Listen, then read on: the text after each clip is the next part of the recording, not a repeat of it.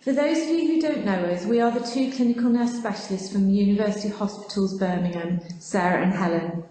We work jointly with both LSD and metabolic patients. We've been asked to talk to you today about your CNS, or your clinical nurse specialist, and what this means. So we've put together a short presentation around our thoughts on this topic and how we can hopefully help and support you in our role. When we were asked to write a talk entitled Your CNS, we were both conscious we didn't want to list off a huge load of our jobs and ideas and make this a list, not a talk. We hope it will be more interesting than that. After an initial Google search to brainstorm around the role of a clinical nurse specialist, we popped up this definition written by the Royal College of Nursing. And it says that a CNS should be invaluable for people with long-term conditions, we hope you agree, save money through fewer hospital admissions and reduced GP appointments, reduce post-operative hospital stay times due to providing greater community support, provide faster access to appropriate specialist clinics, free up consultant appointments, and provide direct specialist advice to patients and families. Not all of these points will seem relevant to you at one time or even at all, but I hope this gives an idea of the goals and ideas that clinical nurse specialists have when planning and supporting your care. When training to be a nurse, I remember being told nursing is an art, not a science, and I think that statement varies in its applicableness, but in the case of working with Pompe patients, I think it is true. I'm aware that you're not all in a room together, but a lot of you certainly do know each other. If you look around the metaphorical room, think about how many differences you have and how many things you have in common, then try and create the right support system to help you all. What does it look like? It's really not that easy. So what leads a nurse to become a CNS?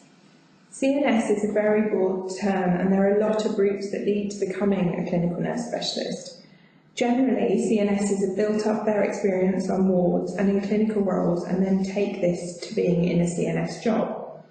So looking at ourselves, Sarah's background is in oncology, research and palliative care. She then moved to work in the Rare Disease Centre in 2016, which naturally progressed to her becoming part of the IMD team, the lead CNS no less. Helen's background is in thoracic surgery, palliative care and oncology, and she was shamelessly poached by myself from oncology to work in the IMD team a few years ago.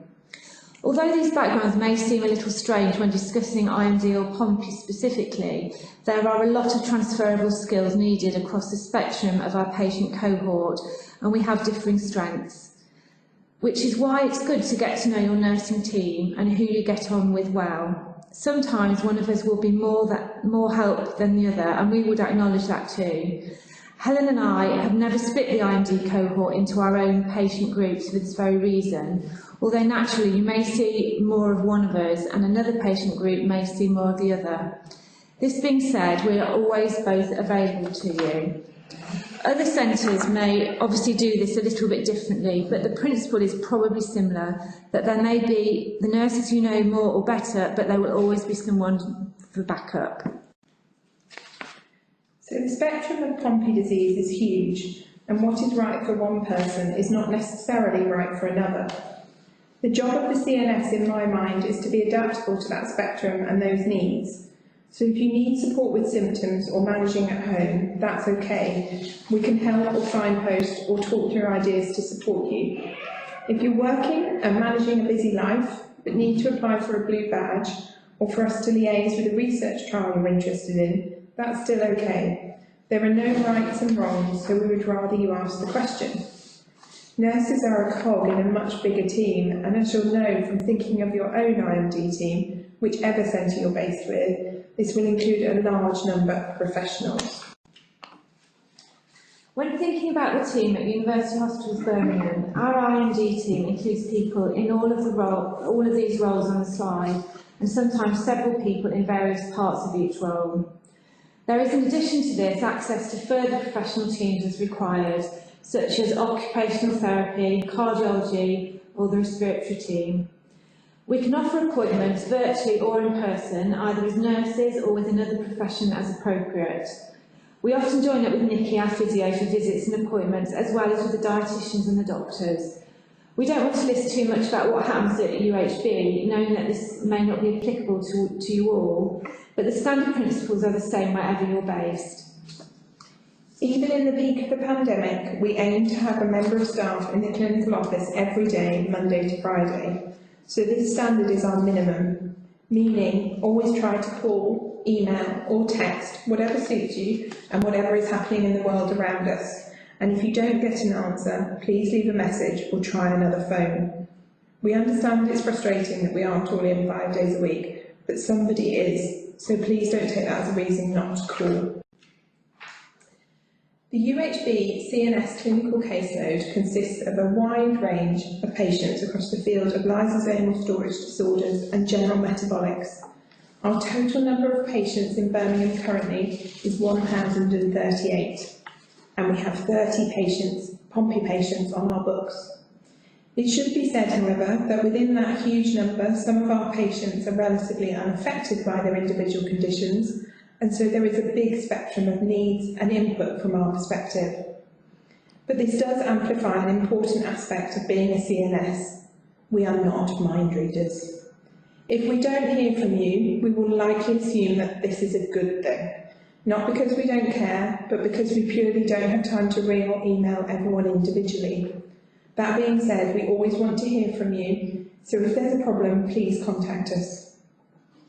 So what do we do when we're not in clinic? We're very lucky that we have a very flexible role. In normal non-COVID times, we're allowed to do home visits if needed. Obviously, within a certain radius of the hospital, sadly, we can't just go wherever we'd like. We attend meetings with the other LSD centres to plan the service specification and try to iron out difficulties with home care or protocols so that treatment standards are set across the country and not at individual hospitals. We start treatment for patients commencing enzyme replacement therapy, and occasionally we bring people back for additional hospital doses if they're struggling with reactions at home. We attend conferences and educational talks to try and stay up to date with what's happening in the world of IMD and LSD. We support our research colleagues if they need help with their work and vice versa.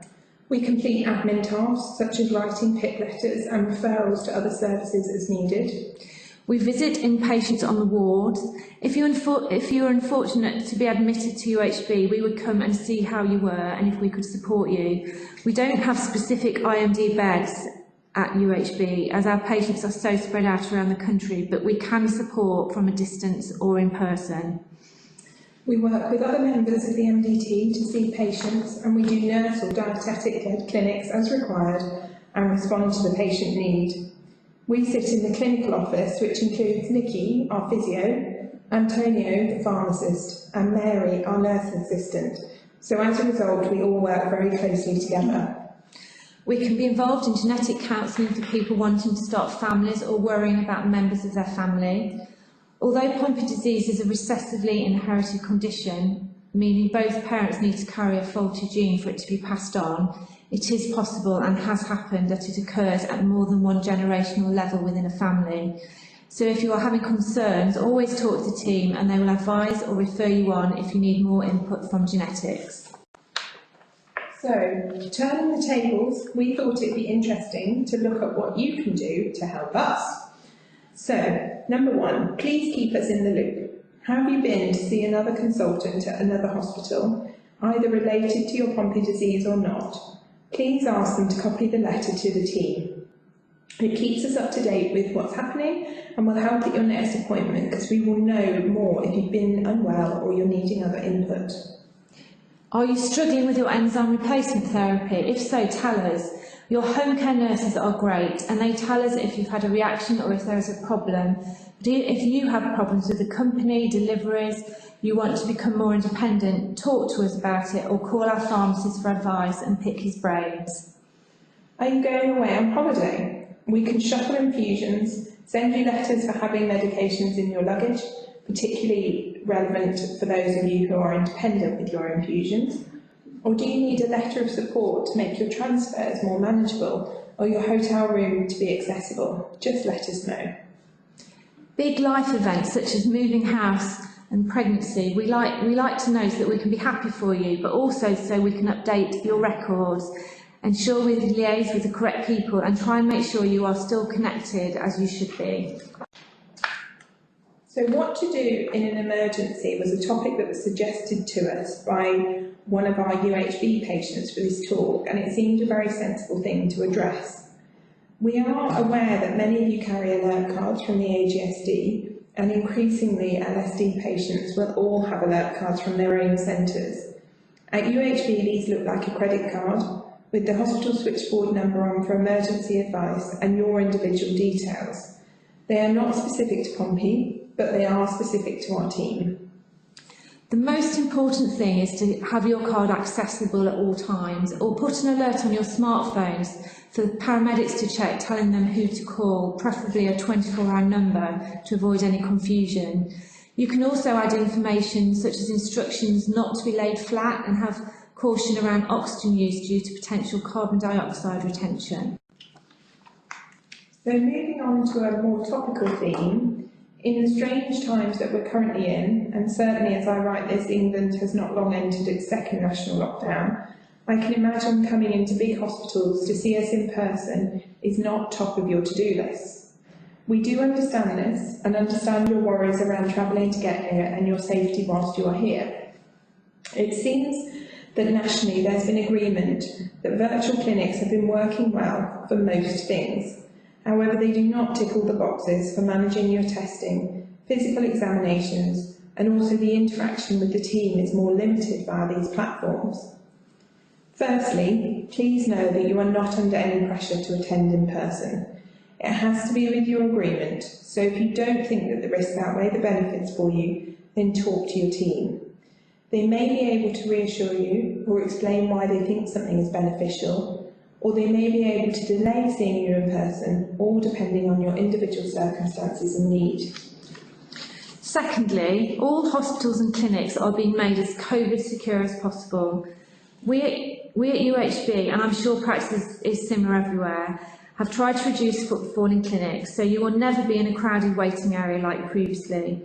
Although this changes the atmosphere of our Pompe clinics and reduces the social element, it is helping keep patients exposed to the minimum number of people when they visit.